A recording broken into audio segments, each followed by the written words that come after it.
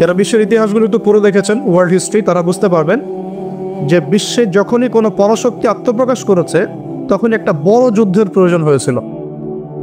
যেমন প্রথম বিশ্বযুদ্ধ, ওই সময় সারা বিশ্বে দাপটের সাথে কয়েকটা কান্ট্রি রুল করতো, তার নাম জার্মানি, একটা হচ্ছে ব্রিটেন এবং রাশিয়া চেষ্টা করেছে। তাদের পরে যখন অটোম্যানদেরকে পরাজিত করা হয়েছে তখন নতুন শক্তি হিসেবে আত্মপ্রকাশ করেছে ইউনাইটেড স্টেট। তার আগ পর্যন্ত কিন্তু মানুষ তাকে খুব একটা চিনত না। বিশ্বের পরিবর্তনের জন্য একটা বড় যুদ্ধের প্রয়োজন হয়।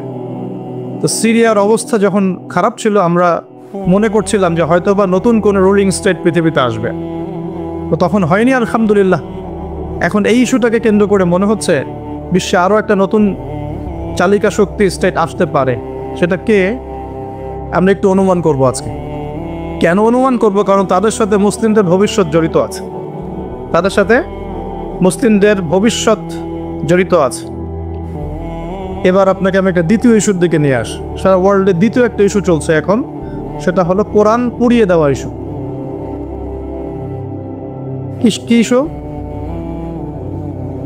কারা পুড়িয়ে দিচ্ছে? আমরা মুসলিমরা কি কখনো অন্য কারো ধর্মগ্রন্থ পুড়িয়ে দিয়েছে? আমরা বরং এই কথা বলি যে কোনো মুসলিম ততক্ষণ পর্যন্ত মুসলিম হতে পারবে না যতক্ষণ পর্যন্ত সে ঈসা আলাইহিস সালামকে নবী বলে স্বীকার না করছে। আমাদের চাইতে নবী ঈসা আলাইহিস সালামকে কেউ বেশি সম্মান করে? আমরা বলছি কেউ মুমিনই হতে পারবে না, মুসলিম হতে পারবে না যদি সে ঈসা আলাইহিস সালামকে আল্লাহর নবী বলে স্বীকার না করে। এখন তার অনুসারীর দাবিদাররা তাহলে কেন কোরআন পড়িয়ে দিচ্ছে? উত্তর, কোরআনুল কারীম তাদের বিকৃত ধর্মচর্চা এবং সারা বিশ্বব্যাপী তাদের জুলুম নির্যাতনের বিরুদ্ধে কথা বলছে বলেই তারা কোরআনের বিরুদ্ধে ক্ষোভ ঝাড়ছে এখন। যেমন তাদের মধ্যে জেনাটা হালাল, যে যার সাথে ইচ্ছা জেনা করতে পারে, আর আল্লাহ পাক কোরআনে বলছেন জেনার ধার কাছেও যেও না। তাদের কাছে সুদটা হালাল, সুদটা ওদের কাছে বৈধ এবং সুদ দিয়ে তারা চলে, অন্য রক্ত চুষে খায়। সুদের ফলাফলটা অনেকটা ঢাকা শহরের মতো। কিসের মতো? একটা অংশ দেখবেন দিন দিন রিচ হচ্ছে, দিন দিন রিচ থেকে রিচার হচ্ছে একটা অংশ, আর একটা অংশ দিন দিন প্রভার্টি এবং ডিস্ট্রিবিউশনের মধ্যে যাচ্ছে। প্রত্যেকটা বড় বড় শহরের এই চিত্র।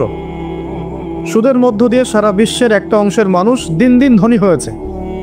সবার ক্ষতি হয়নি, কিন্তু ধনীরা আরও ধনী হয়েছে, আর গরিবরা দিন দিন তাদের অর্থ সম্পদের মান হারিয়েছে, তাদের অধিকার হারিয়েছে, তাদের জীবনযাত্রার মান কমে গেছে, প্রভার্টি এবং ডিস্ট্রিবিউশনের মধ্যে চলে গেছে দরিদ্ররা।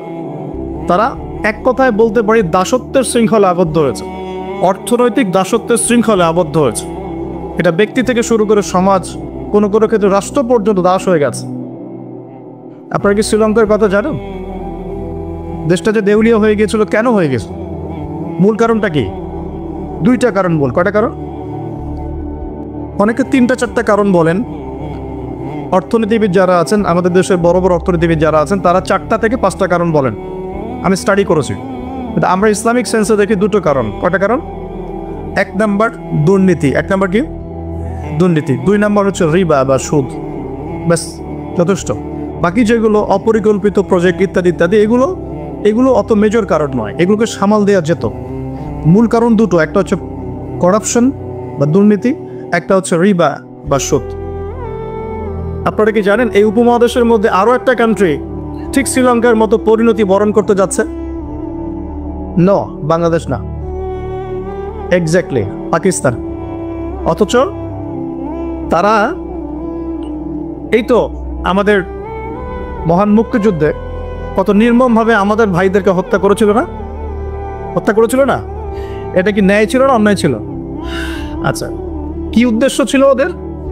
ওরা চাইতো আমাদেরকে শাসন করতে, আমরা দাসত্বের শৃঙ্খলা থাকবো, ওরা আমাদেরকে শাসন করবে।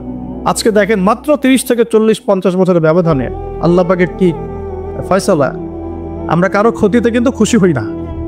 আল্লাহ পাকের ফয়সালা দেখুন, এমন একটা জায়গায় চলে গেছে যে হয়তো তাদের কাছে ওষুধের কাঁচামাল আছে 2 দিনের। কয় দিনের? গতকালকে রিপোর্ট, ওষুধ তৈরির যে কাঁচামাল প্রয়োজন হয় যেগুলো বাইরে থেকে মানুষ ইম্পোর্ট করে, যেগুলো শিপ থেকে নামানো হয়, এগুলো নামানোর মতো ডলার তাদের কাছে নাই যে ডলার দিয়ে সেগুলো নামাবে।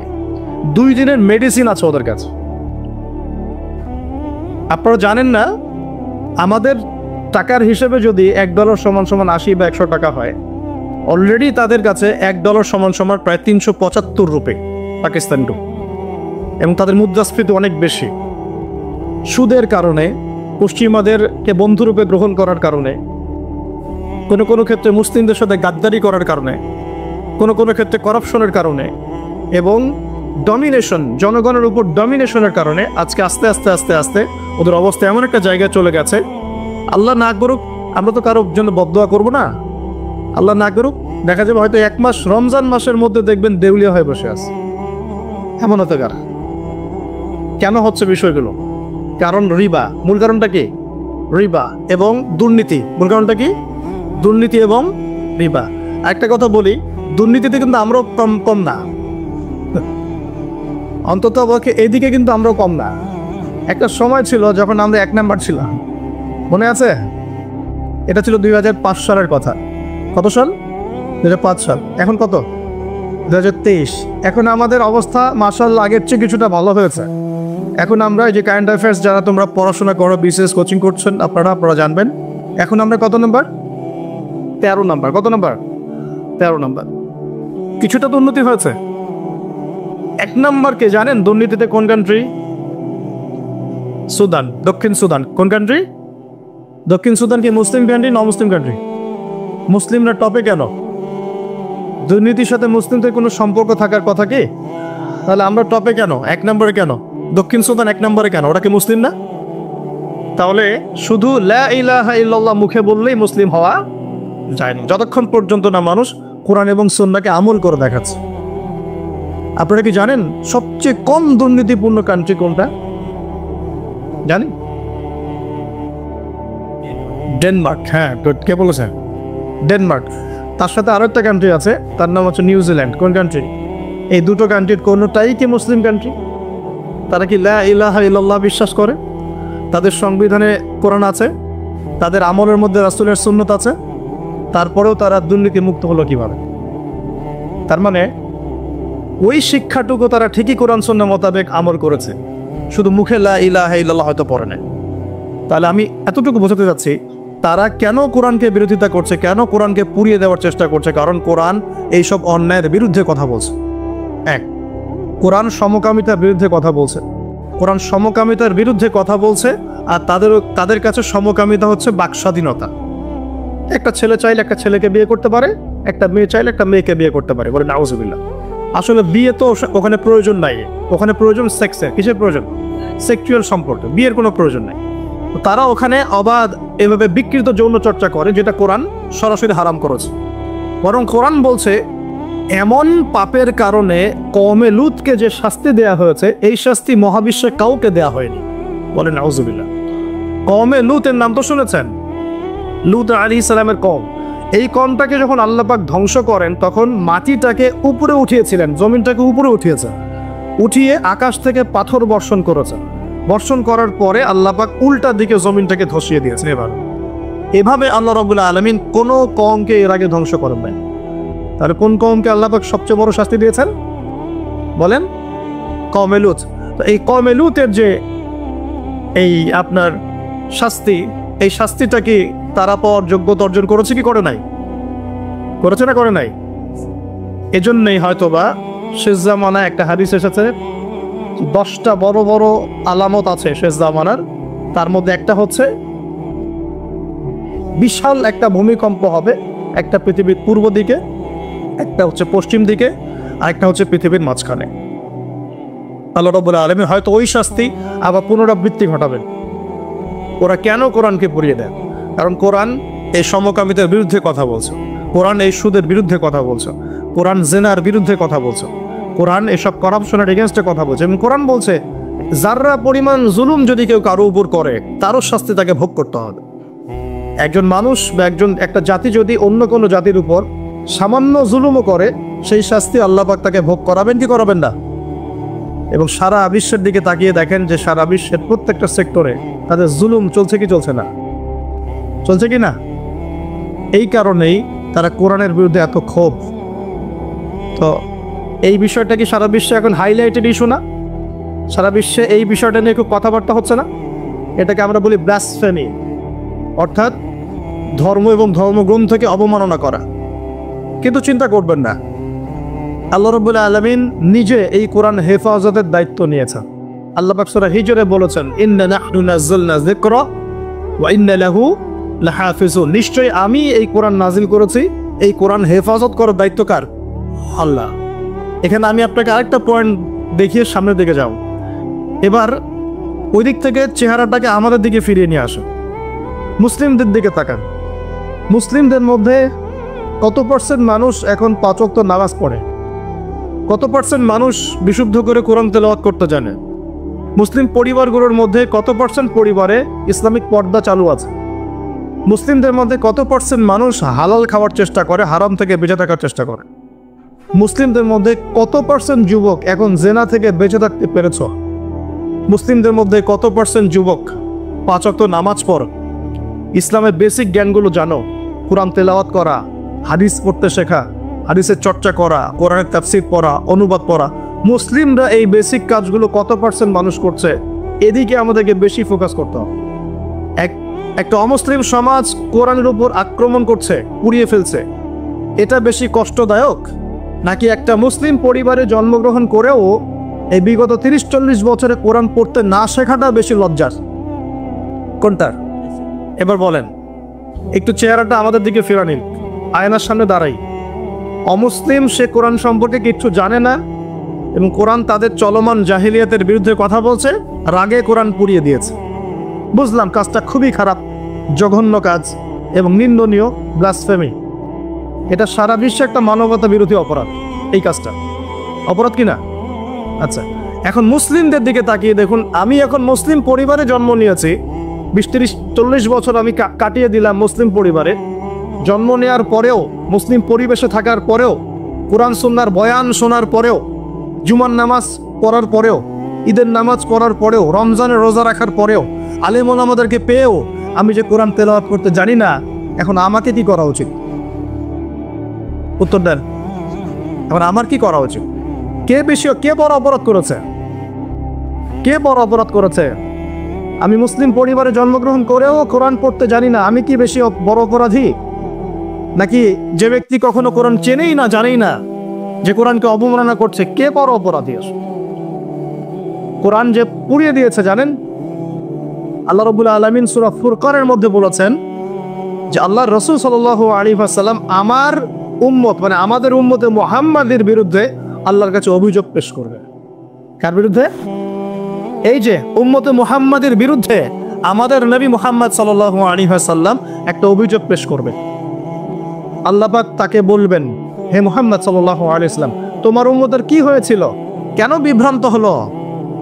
নবী সাল্লাল্লাহু আলাইহি ওয়াসাল্লাম তখন বলবেন যে ইন্না কওমি ইত্তাখাযু হাযাল কুরআনা মাহজুরা। পড়ে দেখেন সূরা ফুরকানে আমাদের নবীজি বলবেন, হে আল্লাহ, আমার উম্মত এই কোরআনকে, যা তুমি আমার প্রতি নাজিল করেছো, এই কোরআনকে অবজ্ঞা করে পরিত্যাগ করেছিল, এই কারণে তারা আজকে পথভ্রষ্ট হয়েছে।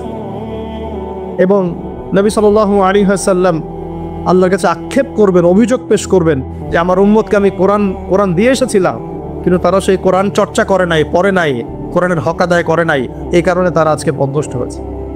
তাহলে আমাদের নবীজি আমাদের বিরুদ্ধে আল্লাহর কাছে ক্ষোভ ছাড়বেন না?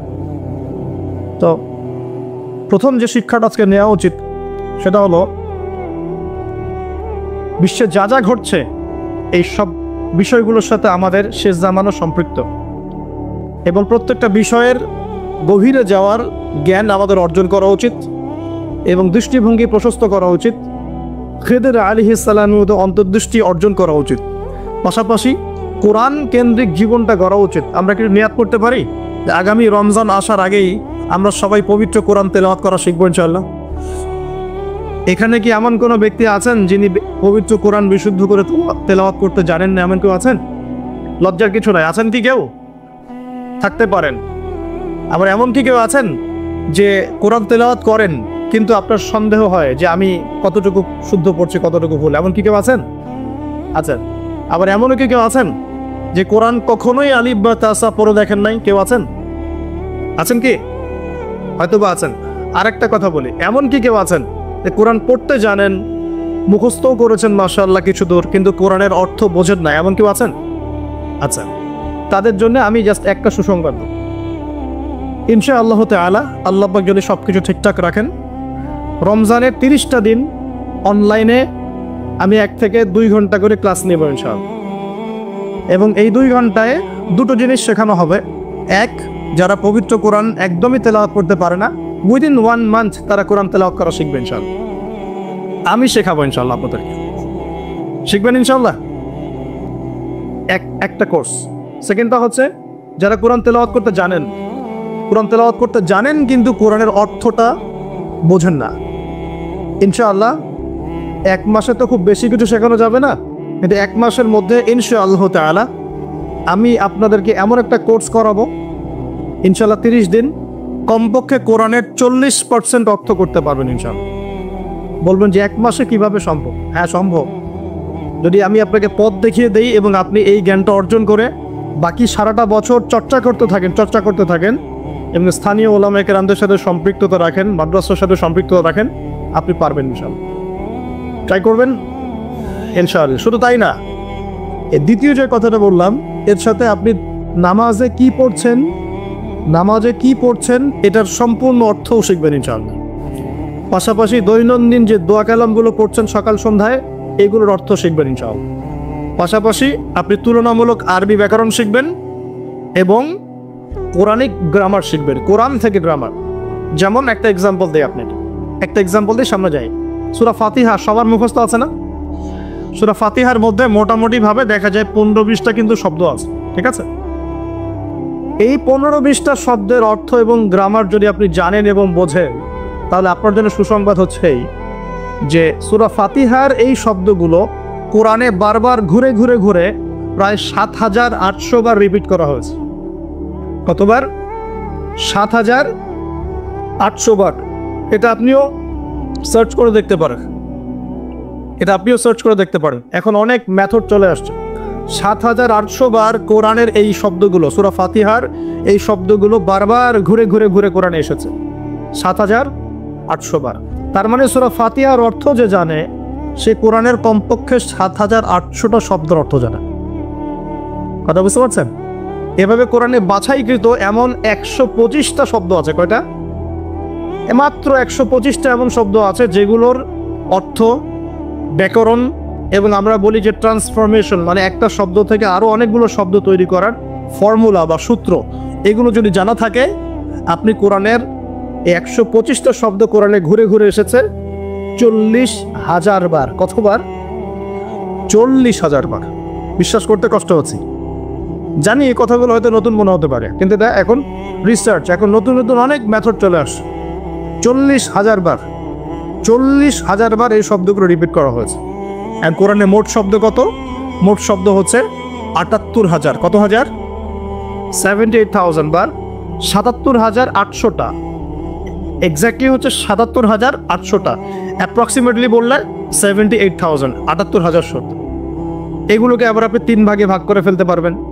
একগুলো হবে নাউন্স, যেগুলো আমরা নাউন বলি, যা দ্বারা করে নাম বোঝায়, যেটা আমরা বিশেষ্য পদ বলি, যেমন আল্লাহ একটা নাউন, ইব্রাহিম একটা নাউন, ইসম, আরবিতে আমরা বলি কি?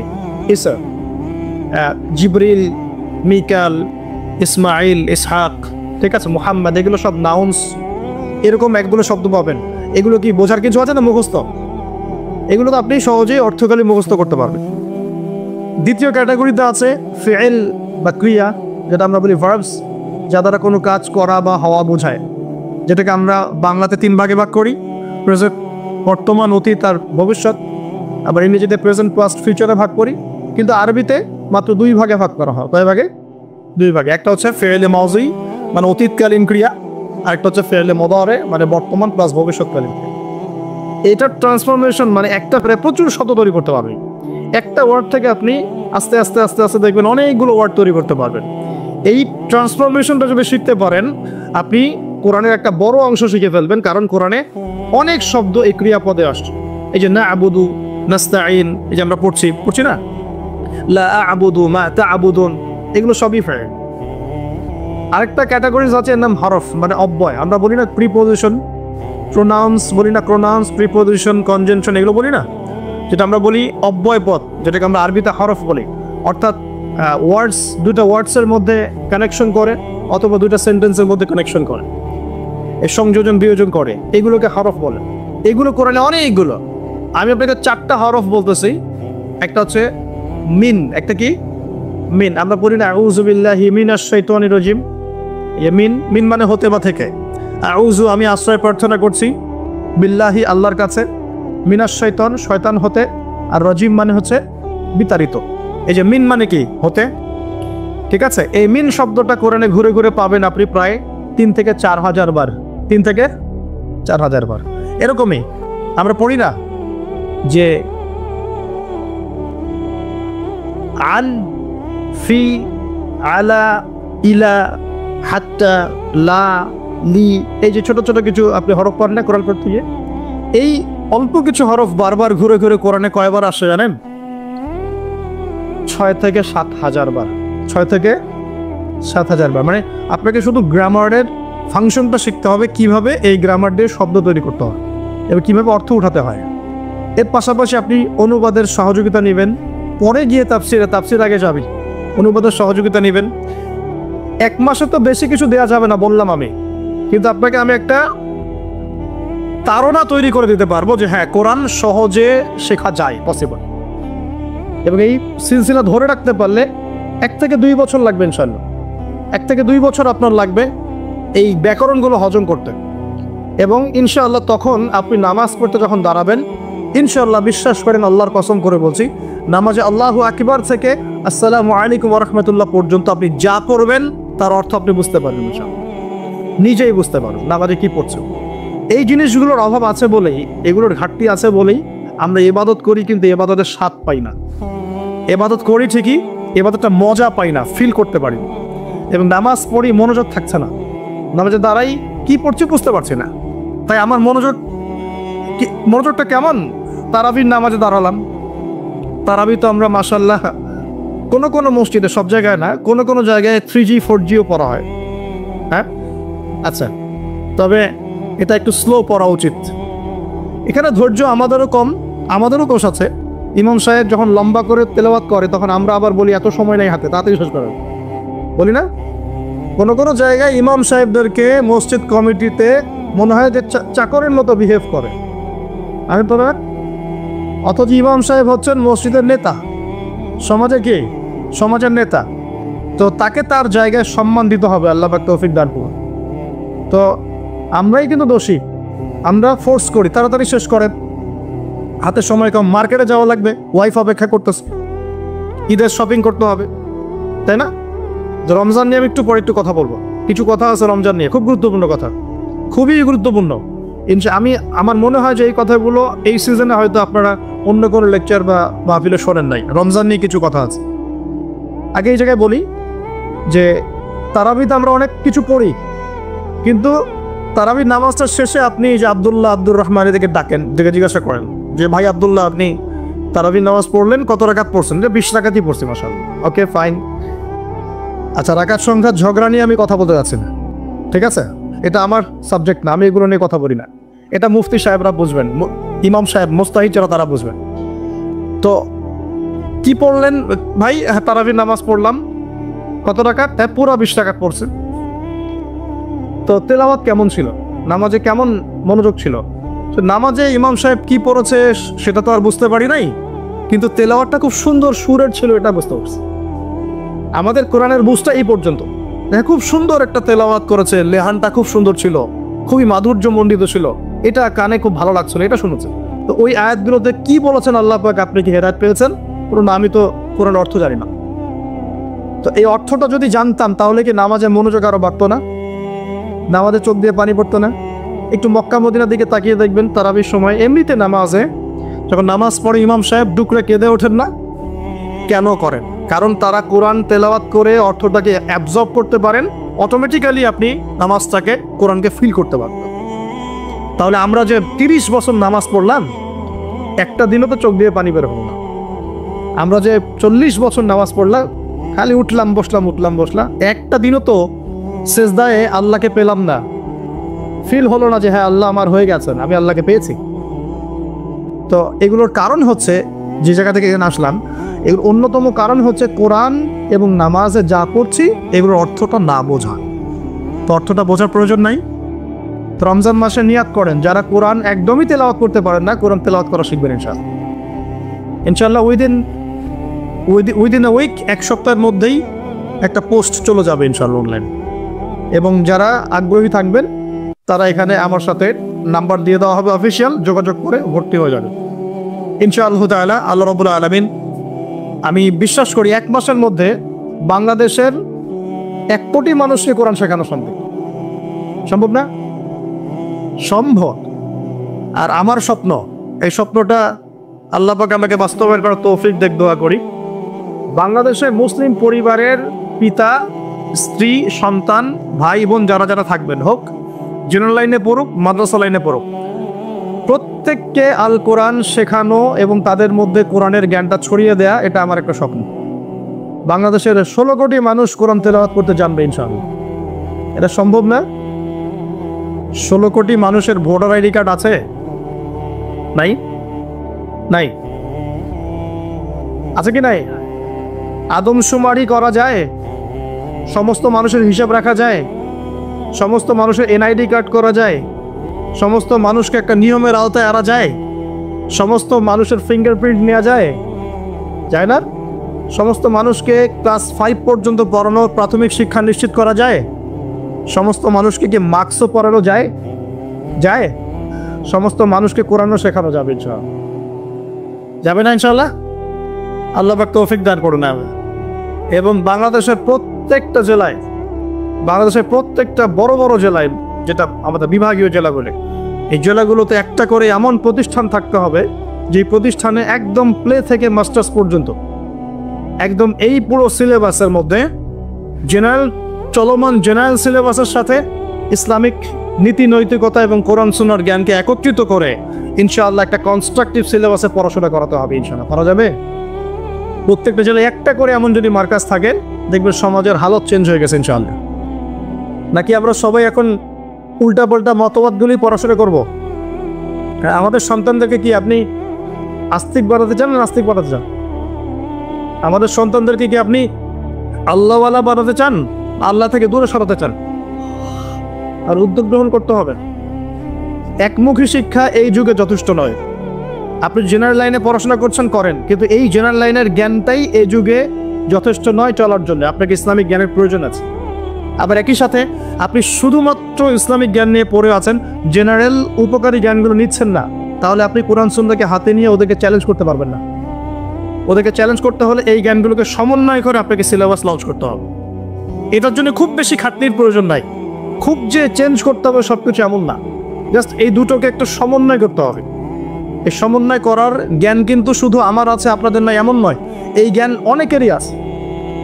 শিক্ষা নিয়ে যারা ভাবেন তারা অনেকেই এটা করতে ক্যাপেবল, তারা পারবেন। একটু যদি চেষ্টা করেন পারবেন। এই চেষ্টাটা এখন একটা বড় চ্যালেঞ্জ। জ্ঞানের ক্ষেত্রে এই বিপ্লবটা ঘটনা এখন একটা বড় চ্যালেঞ্জ আমাদের ফিউচারের জন্য। যদি এখন আমরা এই জিনিসগুলো করতে ব্যর্থ হই, আগামী 20-30 বছর পর দেখবেন, আল্লাহ না করুক, এমন প্রজন্ম চলে আসবে যে বলবে যে আল্লাহ কি, আমি তো চিনি না। নাউজুবিল্লাহ। আমরা কি এটা চাই? আর শুধু আমরা যারা মাদ্রাসা মসজিদের সাথে সম্পৃক্ত, আমরাই কি ইসলাম নিয়ে চলবো, না এই জেনারেল ভাইরাও চলবে?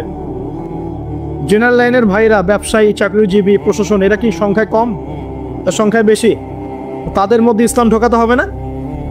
আল্লাহ পাক তৌফিক এনায়েত করুন। রমজানে কোরআন শিক্ষা চলবে ইনশাআল্লাহ। প্রত্যেক জেলায় জেলায় একটা করে আদর্শ দিনী প্রতিষ্ঠান গড়ে উঠবে ইনশাআল্লাহ তাআলা।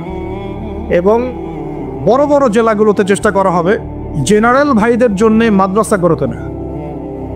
এটা মাদ্রাসা ফর জেনারেল স্টুডেন্টস। এখানে জেনারেল ভাইরা পড়াশোনা করবে ইসলামিক পড়াশোনা, কারণ তাদের মধ্যে জেনারেল পড়াশোনা আগে থেকেই আছে। এখন পার্ট টাইম তারা এভাবে শিখে 2 বছর, 4 বছর, 5 বছরের মধ্যে ইসলামিক বেসিক জ্ঞান অর্জন করবে ইনশাআল্লাহ। তখন এদেরকে দিয়ে আপনি দেশের বড় জনশক্তি তৈরি করতে পারবেন। এরপর কিছুকাল তারা বেশ ভালোই ছিল, হঠাৎ করে তারা সীমালঙ্ঘন শুরু করলো, সীমা লঙ্ঘন যখনই করেছে আল্লাহ রাব্বুল আলামিন তাদেরকে পরাশক্তিদেরকে দিয়ে আক্রান্ত করে সেখান থেকে বের করে দিয়েছে।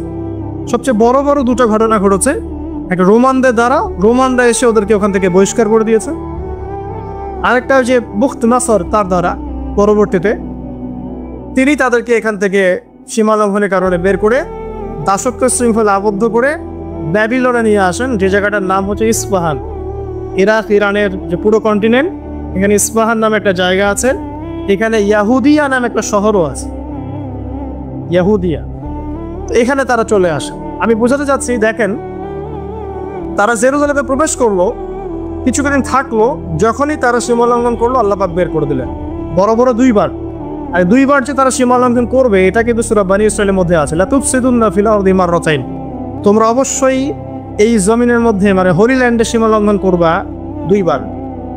দুইবারের আমি আপনাকে হিস্ট্রিটা বললাম, আরো ডিটেলস করে নেবেন। এবার যখন দ্বিতীয়বার সীমা লঙ্ঘন করার পর তাদেরকে এই ব্যাবিলনে নিয়ে আসা হয়েছে, ইরাক ইরান ইস্পাহানে কন্টিনেন্টে, তারা এখন আবার দাস। বনী ইসরাঈলের দাসত্ব থেকে ওই জেরুজালেমের রাজত্ব, সেখান থেকে আবার দাস, এবার ব্যাবিলনে দাস। বলা হয় ডক্টর রাগিব সার্জেন উনি হিস্ট্রি কিতাবে এনেছেন যে এখানে আসার পরে তাওরাত লেখার যে ব্যাপারটা এটা স্টার্ট করেছে তারা। 400-500 বছর পর তাওরাত এইভাবে লেখা হয়েছে কাগজে কলম। তার আগ পর্যন্ত কাগজে কলমে লিখতে পারেনি তা। আর কতটা বিকৃত এখানে সাধন হতে পারে এটা ভাবেন এখন তাও। তো যাই হোক, একটা বিষয়ে ওরা খুব ভালো করে মানে ইয়াকিন রাখতো যে আমাদের একজন মাসিহ আসবেন, আমাদের একজন ত্রাণকর্তা আসবে, যে ত্রাণকর্তা আসলে পরে আমরা আবার সেই হোলি ল্যান্ডকে ফিরে পাব। এটা ওদের তাওরাতের এখনকার যে ভার্সনগুলো আছে এখানেও আছে।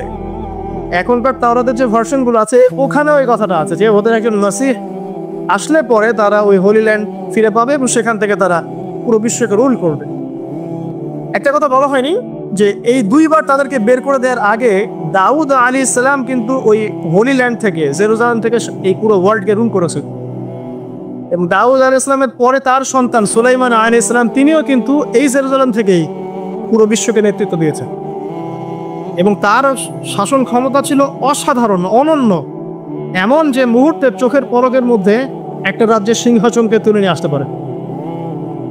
একবার যে সাবার রানী বিলকিসের ঘটনা আছে, কি করেছে, সূর্যকে সেজদা করে হুদহুদ পাখি খবর দিল।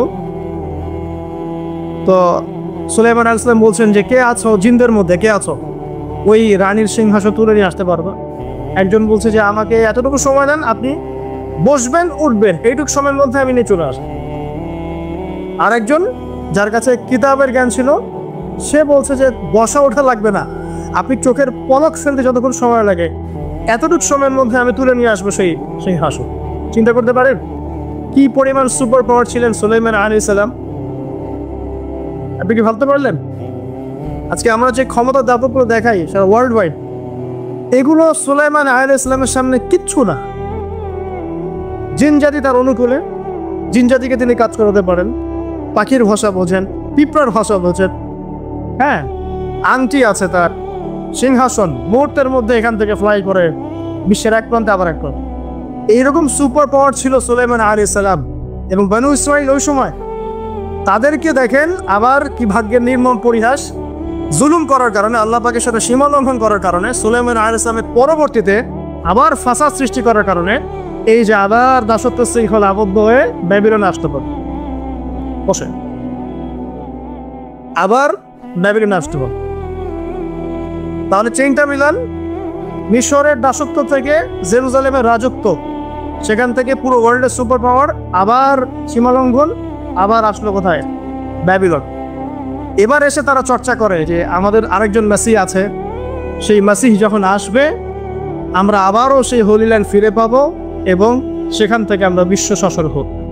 এই স্বপ্নের কথা, এটা মানে স্বপ্ন মানে ওদের যে আকাঙ্ক্ষা, এটার কথা ওদের তাওরাতেও আছে, এখনকার যে ভার্সন সেখানেও আছে। আচ্ছা এবার আসুন, এবার আপনাদেরকে মাথার পিছনে রাখতে বলেছিলাম একটা কথা, সেটা কোনটা? ফেরাউনের মমি। এবার আমরা দেখতে পাচ্ছি যে 1897 সাল, 1897, আমরা 1897-এ চলে আসি এখন। 1897-এর আগে অনেক ঘটনা ঘটেছে, ওইদিকে আমি মানে শর্ট টাইমে যেতে পারবো না। এই জেরুজালেম মাশাআল্লাহ উমর রাদিয়াল্লাহু আনহুর সময় বিজিত হয়েছে, উনি নিয়েছেন। তারপরে আবু উবাইদা ইবনে জাররাহ তিনি প্রবেশ করেছেন। পরবর্তীতে মুসলিম যে খিলাফাগুলো চলেছে এই সময়গুলোতেও জেরুজালেম হাতে এসেছে, হাত থেকে চলে গেছে। অনেক ঘটনা ঘটেছে। সালাউদ্দিন আইয়ুবী রাহিমাহুল্লাহ তিনি আবার জয় করেছেন। হ্যাঁ, তারপরে নুরুদ্দিন আমরা জাঙ্গি বলে, আসলে ওটা জিনকি, ওনারা করেছেন। এভাবে অনেকেই করেছে, পালাবদল হয়েছে, ক্রুসেড হয়েছে, ওরা একবার দখল করেছে, আবার আমরা অ্যাচিভ করেছি, অনেক ঘটনা ঘটেছে। বাট এই জায়গাটা খেয়াল করে 1897 সালে ফেরাউনের মমিটা আবিষ্কার হয়ে গেল 1897। আল্লাহ পাক কি জন্য এটাকে রেখেছিলেন? লিতাকুনা লিমান খালফাকা আয়া, যাতে তোমার পরবর্তীতে যারা আসবে তাদের জন্য তুমি নিদর্শন হও। 1907 সালে এটা এনশিওর করা হলো যে এই মমিটা সেই ফেরাউনেরই, যার নাম রেমেসিস II মনেপ্তা, যার নাম হচ্ছে রেমেসিস II মনেপ্তা। এটা সবাই হিসেব কিতাব করে দেখলেন, গবেষণা করে দেখলেন, ওকে। যারা গবেষণা করেছেন তারা মুসলিম হয়ে গেছেন মাশাআল্লাহ। এই সময় থেকেই সারা ওয়ার্ল্ডের মধ্যে আবার একটা মুভমেন্টও শুরু হয়ে গেল, ঠিক এই সময় থেকেই। সবকিছু কিন্তু মিস্টেরিয়াস, ঠিক এই সময় থেকে। সেই মুভমেন্টের নাম জায়নিজম বা জায়নিস্ট মুভমেন্ট। এটা সম্পর্কে জানার জন্য আমার লেকচার শোনার দরকার নাই, যে কারো লেকচার শোনার দরকার নেই। আমাদের লেকচারগুলো যথেষ্ট নাও হতে পারে। হেনরি ফোর্ড নামে একজন ব্যক্তি আছেন, যার একটা বই আছে দ্য সিক্রেটস অফ জায়নিজম, পড়তে পারেন। মূল তথ্যের মূল জায়গায় চলে যান। আমরা তো বইপত্র পড়ে হয়তো জ্ঞান অর্জন করে আপনাদের সামনে প্রচার করছি বা বলছি, মূল বইগুলো পড়েন, দেখবেন এই সময় থেকে মুভমেন্টটা শুরু হলো। অদ্ভুত একটা মুভমেন্ট, মানে হিস্ট্রিতে কখনোই ইহুদি এবং খ্রিস্টানরা একসাথে বন্ধুত্ব করে কোনো মুভমেন্ট চালু করেনি। বরং এই যে এরা আলোচনা করছে আমাদের মসিহ আসবে, সেই মসিহকে আল্লাহ পাক পাঠালেন ঈসা ইবনে মারিয়াম, তাই না? কি ঈসা ইবনে মারিয়ামকে আল্লাহ পাক পাঠালেন, কিন্তু এই ঈসা ইবনে মারিয়ামকে আবার জিউসরা হত্যা করার চেষ্টা করছে। তাহলে ওদের মধ্যে অ্যালায়েন্স কিভাবে সম্ভব? অ্যালায়েন্স মানে তো বোঝেন, জায়নিজম মানে হচ্ছে ইহুদি খ্রিস্টানদের মধ্যে, ইহুদিদের কিছু মানুষ, খ্রিস্টানদের কিছু মানুষ, এরা একত্রিত হয়ে একটা মুভমেন্ট পেয়েছে। সব ইহুদি সব খ্রিস্টান নয়, আমি আবার বলছি, সব ইহুদি সব খ্রিস্টান নয়, ইহুদিদের একটা অংশ, খ্রিস্টানদের একটা অংশ, একত্রিত হয়ে একটা মুভমেন্ট। হিস্ট্রি বলছে এরা একে অপরের শত্রুই ছিল চিরকাল। এমনকি ঈসা ইবনে মারিয়ামকে হত্যা করার চেষ্টা করেছে জিউসরা, আল্লাহ পাক তাকে উঠিয়ে নিয়েছেন। ওমা কাতালুহু ওমা সালাবু, তারা হত্যাও করতে পারে নাই, ক্রুশবিদ্ধ করেনি, বরং আল্লাহ পাক তাকে উঠিয়ে নিয়েছে। ঠিক আছে, এই মুভমেন্টটা অ্যামেজিং। আর এই মুভমেন্টের কথা কি কোরআনে এবং হাদিসে আছে? উত্তর হ্যাঁ। আল্লাহ পাক কোরআনে বলেছেন যে আমি কোরআনে সবকিছু বর্ণনা করেছি। সূরা মাইদা খুলেন 11 নম্বর আয়াত, আল্লাহ পাক বলেছেন ইয়া আইয়ুহাল্লাযীনা আমানু হে মুমিনগণ লা তাত্তাখিযুল ইয়াহুদা ওয়ান নাসারা আউলিয়া, তোমরা ইহুদ এবং খ্রিস্টানদেরকে বন্ধুরূপে গ্রহণ করো। কোন ইহুদি কোন খ্রিস্টানকে করো না? বা'দুহুম আউলিয়াউ বা'দ, দেখো যারা একে অপরের বন্ধু, ইহুদি খ্রিস্টানদের মধ্যে যারা একে অপরের বন্ধু, জায়নিজম, এদেরকে তোমরা বন্ধুরূপে গ্রহণ করো না। যদি করো ওয়া মান ইয়াতাওয়াল্লাহু মিনকুম, তোমাদের মধ্যে কেউ যদি ওদের সাথে বন্ধুত্ব করে ফেলো, ফাইন্নাহুম মিনহুম, সে তাদের অন্তর্ভুক্ত। ফাইন্নাহুম মিনহুম, সে তাদের অন্তর্ভুক্ত না। ইন্নাল্লাহা লা ইয়াহদিল কওমাজ যালিমিন, আল্লাহ পাক এই জালেমদেরকে হেদায়েত দেন। আর দলিল পাচ্ছেন? এবার আসেন এই মুভমেন্টটা কি করা শুরু করলো। প্রথমে ইকোনমি সমৃদ্ধ করা শুরু করলো এবং প্রচন্ড অর্থনৈতিকভাবে শক্তিশালী হয়ে গেল। গোল্ডের বিজনেস করা শুরু করলো, আফ্রিকান কন্টিনেন্টে মাইনিং করা শুরু করলো, হীরার খনিগুলো মাইন করা শুরু করলো, আফ্রিকা দরিদ্র কান্ট্রিগুলো থেকে মাইনিং করা শুরু করলো। সম্পূর্ণ উদ্দেশ্যপ্রণীতভাবে তারা ফার্স্ট ওয়ার্ল্ড ওয়ার, প্রথম যুদ্ধ সংগঠিত করলো। এটা অটোমেটিক যুদ্ধটা হয় নাই। এই যুদ্ধের পিছনে দুটো মূল কারণ ছিল। এক নম্বর কারণ ছিল অটোমান এম্পায়ার বা তুর্কিদেরকে হটানো, কারণ তুর্কিদের আন্ডারে তখন ছিল জেরুজালেম। আর দুই নম্বর টার্গেট ছিল যে জিউসদের জন্য একটা নিরাপদ জায়গার ব্যবস্থা করা। হিস্ট্রি খালি পড়লেই হবে না, এটাকে ভিতরে চোখ দিয়ে অ্যানালাইসিস করতে হবে। আলহামদুলিল্লাহ আমি লাস্ট 10 ইয়ার্স থেকে হিস্ট্রি পড়ছি, লাস্ট 10 ইয়ার্স। দুটো রিজন আমি দেখেছি এখানে, দুটো রিজন। ফার্স্ট ওয়ার্ল্ড ওয়ারের পিছনে দুটো রিজন। নাম্বার 1, অটোমান এম্পায়ারদেরকে সেখান থেকে হটিয়ে দেয়া, এবং সেই কাজটা করেছে কিন্তু জেনারেল অ্যালেনবি, 1917 বেলফোর্ড ডিক্লারেশন বলে এটাকে, যে ব্রিটিশরা এসে এই ব্রিটিশদের সাথে কিন্তু কিছু মুসলিমরাও ছিল, ব্রিটিশদের সাথে কিছু মুসলিমরাও কিন্তু বন্ধুত্ব করেছিল, ওরে তুর্কিদেরকে হটিয়ে দিয়েছে, না হটিয়ে ওই জেরুজালেম উন্মুক্ত করেছে কাদের জন্য? জিউসদের জন্য। এবার এই যে ব্যাবিলনের দাস জিউস সভ্যতা, যারা স্বপ্ন দেখছে ওদের মাসিহ আসবে 2000 বছর পরে, কত হাজার বছর? প্রায় 2000 বছর পর তারা আবার জেরুজালেমে ঢুকলো। ব্যাপারটা কি আপনার কাছে রহস্যজনক মনে হচ্ছে না? এবং তারা মেসিহের অপেক্ষাও করতে থাকে। বিশাল ওয়ার্ড, যে যুদ্ধে লক্ষ লক্ষ মানুষ মারা গেছে, প্রায় কোটির কাছাকাছি। উদ্দেশ্য অটোমান এম্পায়ার থেকে সরিয়ে দেয়া, জিউসের জন্য একটা ল্যান্ড তৈরি করা। শুধু তাই না, বেলফোর্ড ডিক্লারেশনের পরে ওয়ার্ল্ডের যত জায়গায় জিউসরা ছিল সবাই এখানে আসা শুরু করলো, আস্তে আস্তে নিরাপদ একটা জায়গা ওদের জন্য। এবং এবার তারা মানে এটা টুরিস্টের মতো বেড়াতে আসছে না, কিন্তু তারা এখানে এসে বাড়ি নির্মাণ করছে, তারা এখানে ওখানকার অধিবাসী যারা প্যালেস্টাইনে ওদেরকে জুলুমে হটিয়ে দিচ্ছে, মেরে ফেলছে, মেয়েদের ধর্ষণ করছে, যা ইচ্ছা তাই করছে, যা ইচ্ছা তাই করছে। আর ব্রিটেন বলছে আমরা সাথে আছি, ও স্বার্থম্য দেখি। ওই 1970 থেকে 2022 পর্যন্ত, এখন পর্যন্ত ওরা যা ইচ্ছা তাই করছে সেখানে। কোনো মানবাধিকার নাই, হোয়াটসঅ্যাপার কোনো মানবাধিকার নাই, হিউম্যান রাইটসের হও নাই। গত 3 দিন আগ থেকেও দেখবেন আপনি, একদিনে 44 জন, আরেক দিনে 12 জন। আমার মেয়ের বয়সী মেয়ে, 5 বছরের মেয়ে, ও কি বোঝে দুনিয়ার? একজন ব্যক্তিকে নাকি ধরার জন্য সিভিলিয়ানদের যেখানে বাড়ি আছে, কলোনি, সেখানে হামলা, মিসাইল হামলা। এবং দাঁড়িয়ে বড় গলায় বলছে যে জিউসদের এগেনস্টে কোনো পদক্ষেপ নেওয়া হলে আমরা এটাকে প্রতিহত করবো শক্তভাবে। এবং পশ্চিমারা এবং আমাদের আমেরিকান কন্টিনেন্ট, আমাদের ন্যাটো, এই যারা সবাই আছে, এরা বললো যে হ্যাঁ আমরা জিউসদের অধিকারের ব্যাপারে সচেতন, পাশে থাকবো। তিনি 30,000 সেনাবাহিনী তৈরি করলেন, সবচেয়ে বড় ফোর্স নিয়ে তাবুকের উদ্দেশ্যে রওনা হলেন। 3 মাস শুধু পায়ে হেঁটেই চলে গেছে। আর আমি আপনাকে পরিসংখ্যান দেখাচ্ছি, 2000 থেকে 2008, মাত্র 8 বছরে প্রায় 5,500 মানুষ, নারী শিশু সহ। 22 পর্যন্ত কত আপনি গুগল করেন, আপনি গুগল করে দেখেন যে প্রতি বছর কতজন করে মারা যায়।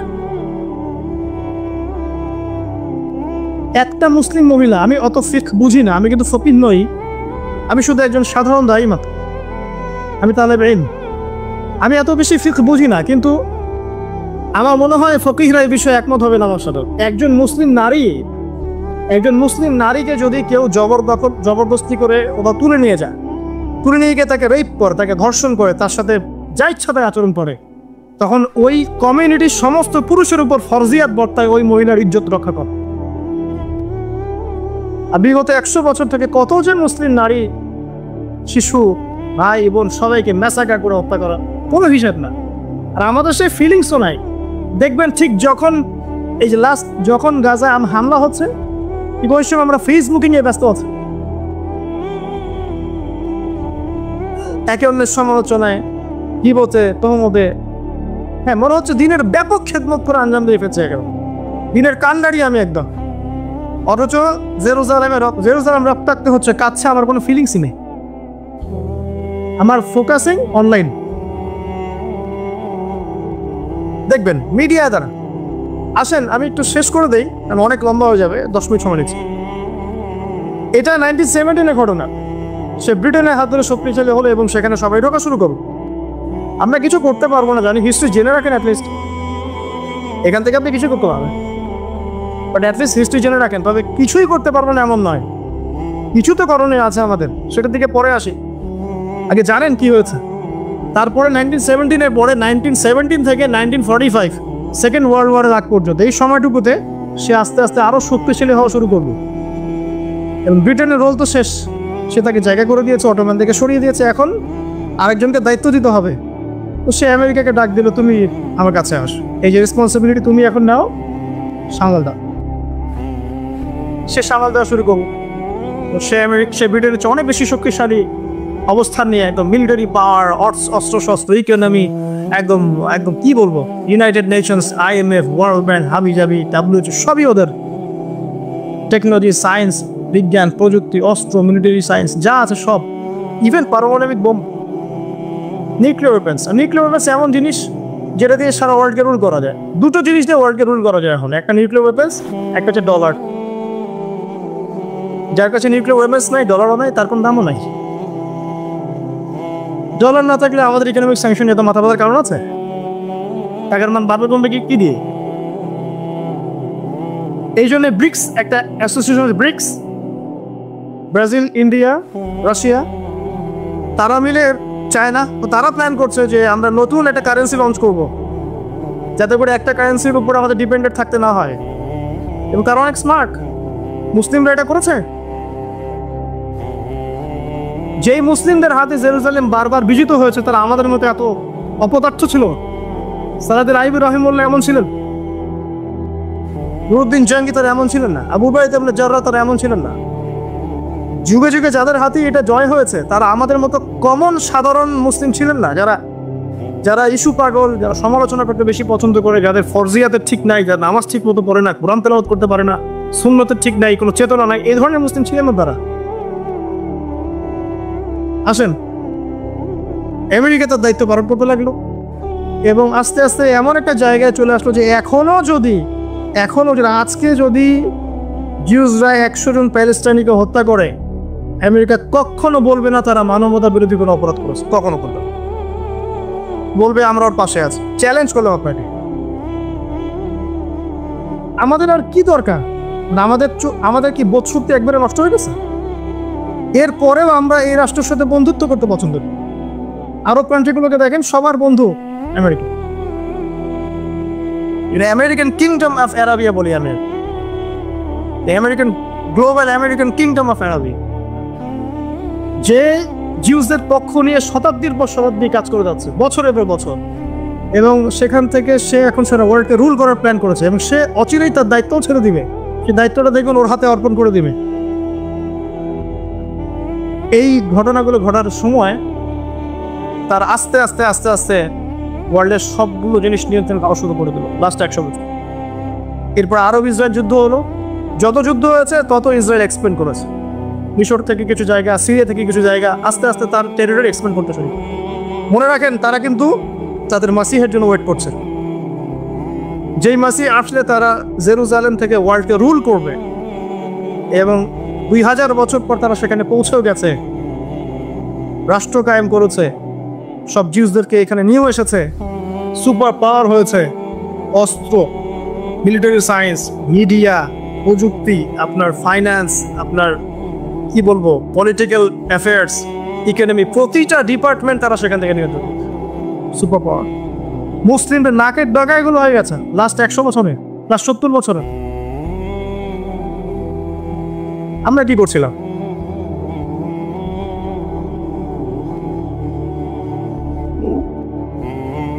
তো সামনে কি? হ্যাঁ, নির্দিষ্ট সময় পর্যন্ত তার এই রুলিংস চলবে ওয়ার্ল্ডে। এখানে আমাদের অ্যানালাইসিস, আল্লাহ রাসূল সাল্লাল্লাহু আলাইহি ওয়াসাল্লাম একজন সত্তার কথা বলেছেন, তার নাম কি?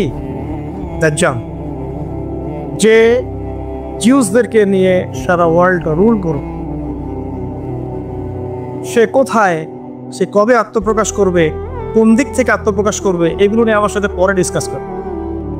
আগে মূল জায়গাটা বোঝো। তবে এর একটা শেষ আছে, শেষটা আমি আপনাকে মিলিয়ে শেষ করে দিচ্ছি। কিন্তু সেটা হলো এই, আল্লাহ রাব্বুল আলামিন মূসা আলাইহিস সালাম আর ফেরাউনকে নাজাত দিয়েছেন এই যে লোহিত সাগরে। ফেরাউন এবং তার দলবলকে ডুবিয়ে মেরেছেন লোহিত সাগরে, এবং এই ঘটনাটাকে ফেরাউনকে আল্লাহ পাক বলেছেন পরবর্তীদের জন্য নিদর্শন। পরবর্তী বলতে এই যে যারা এই যুগের ফেরাউনটা, আল্লাহ রাব্বুল আলামিন ঠিক সেম কাজটাই করছেন প্যালেস্টাইন, জেরুজালেমে। আল্লাহ পাক সেখানে আবার ওদেরকে জড়ো করছেন, বুঝতে পারছেন? আবার জড়ো করছেন নির্দিষ্ট সময়, নির্দিষ্ট কাল, আল্লাহ পাকের অবধারিত সময় যখন চলে আসবে, তারা এবং তাদের ওই কল্পিত মেসিহ এমন মহাযুদ্ধ যেটা ম্যাসাকার করে ফেলবে ওয়ার্ল্ডকে, এটা সামনে অপেক্ষা করছে, এটা সামনে অপেক্ষা করছে। যদি কেউ এই বিষয়ে এগ্রি না করে, তাকে তার মত নিয়ে থাকতে দেন, আমাদেরকে আমার মতে থাকতে দেন। আমি তো ফাইট করতে পারছি না আপনার সাথে, এই বলছি যে মালহামার সামনে আসবে ইনশাআল্লাহ। ওটা মালহামা পড়ে আসবে কনস্ট্যান্টিনোপল বিজয়, হতে পারে টার্কি অ্যাটাক হবে, আল্লাহু আ'লাম, আল্লাহ ভালো জানেন। যাতে করে আমাদের উম্মার যে পবিত্র ভূমিগুলো যেগুলোর উপর জুলুম হচ্ছে এগুলো সম্পর্কে আমরা কমসে কম জেনে রাখতে পারি, ইমানটা যেন মরিচা পড়ে না যায়। 4 নাম্বার, একটু দোয়া করতে পারি বেশি বেশি, কমসে কম দোয়া তো করতে পারি। আল্লাহুম্মা ইন্না নাজআলুকা ফি নুহুরিহিম ওয়া নাউযু বিকা মিন শুরুরিহিম, আল্লাহুম্মা মুনজিলাল কিতাব ওয়া সারিআল হিসাব ইহজিমিল আহজাব, আল্লাহুম্মা হজিমহুম ওয়া জালজিলহুম। এই দোয়াগুলো তো করতে পারি, অ্যাটলিস্ট দোয়া তো করতে পারি। আমরা কতজন একটু মনে বুকের মধ্যে হাত দিয়ে বলেন, আমরা কতজন প্রত্যেক ফরজ নামাজ শেষে একটাবার উম্মার জন্য দোয়া করি? কে দোয়া করেছে? আর আপনি দেখেন না, এই যে ইব্রাহিম যাকে মেরে ফেললো কয়েকদিন আগে, তার মা হাসতে হাসতে বলছেন যে আমার এক ইব্রাহিমকে মেরে কিছুই হবে না, এরকম হাজার ইব্রাহিম জন্মানো দেখছে। দেখেন ওখানে ইমান, দেখেন মায়ের চোখে কোনো পানি নাই, বা খুশি না খুশি। দোয়া করি বেশি বেশি করে উম্মার জন্য, এবং উম্মাকে নিয়ে চিন্তা করি, ফিকির করি। আত্মকেন্দ্রিক চিন্তা বাদ দিয়ে গ্লোবাল চিন্তা করি, উম্মাকে নিয়ে চিন্তা করি। আমাদের চিন্তা তো সংকীর্ণ, নিজ নিজ দল, পথ, মত এগুলোর মধ্যে চিন্তার গণ্ডি সীমাবদ্ধ হয়ে পড়েছে। চিন্তাকে একটু প্রশস্ত করি, সবাইকে মুসলিম ভাবতে শিখি। সবাই মুসলিম আমার ভাই, ত্রুটি থাকতে পারে, আপনার সাথে আমার মাযহাবি মানে ইখতিলাফ থাকতে পারে, আদর্শগত ইখতিলাফ থাকতে পারে, বাট দিন শেষে আপনি আমার ভাই মুসলিম। একটা ইউনাইটেড চিন্তা করতে পারি যে না, আমরা সবাই মুসলিম, এবং ওই জায়গাটা কোনো নির্দিষ্ট জাতির নয়, এটা মুসলিমদের। এটা প্যালেস্টাইনিতে জায়গা নয়, শুধু প্যালেস্টাইনিতে জায়গা নয়, প্যালেস্টাইনিরা কখনো ওই জায়গাটাকে উদ্ধার করেনি। হিস্ট্রি কেটে দেখেন, সালাউদ্দিন আইয়ুবী রাহিমাহুল্লাহ কুর্দি ছিলেন, ওটা বিজয় করেছেন। আবু উবাইদা জাররাহ, আমর ইবনে আস, ওমর রাদিয়াল্লাহু আনহু আরবের মানুষরা জয় করেছেন। মুহিউদ্দিন জিঙ্গি তিনি তুর্কি জয় করেছেন। দ্বিতীয় সুলতান আব্দুল হামিদ তিনি তুর্কি জয় করেছেন। দেখেন বাইরের মানুষরা জায়গাটা জয় করেছেন, প্যালেস্টাইনিরা ওইটা জায়গাটা কখনো ফাইট করে না এইভাবে, এখন তারা করছে। তো এটা নিয়ে আমাদের গ্লোবাল চিন্তা দরকার, শুধু ওটা এক জাতীয়তাবাদের আওতায় আনা উচিত না। এটা আমাদের মুসলিম উম্মার সম্পত্তি, এটা যেখানে নামাজ পড়লে 500 রাকাত নামাজের সওয়াব পাওয়া যায়। নবী সাল্লাল্লাহু আলাইহি ওয়াসাল্লাম ওখান থেকে মেরাজে গিয়েছেন। শুধু তাই নয়, এই জায়গা ছিল আমাদের প্রথম কেবলা, আমাদের ওর কান্না আমাদের শুনতে হবে। অতএব দোয়া করি তাদের জন্য, আল্লাহ পাক এই মাজলুমদেরকে সাহায্য করুন, ও জালেমের আল্লাহ পাক এমনভাবে পতন ঘটান, ঠিক যেভাবে আল্লাহ রাব্বুল আলামিন ফেরাউনের বাহিনীকে লোহিত সাগরে ডুবিয়ে মেরে দিয়েছে।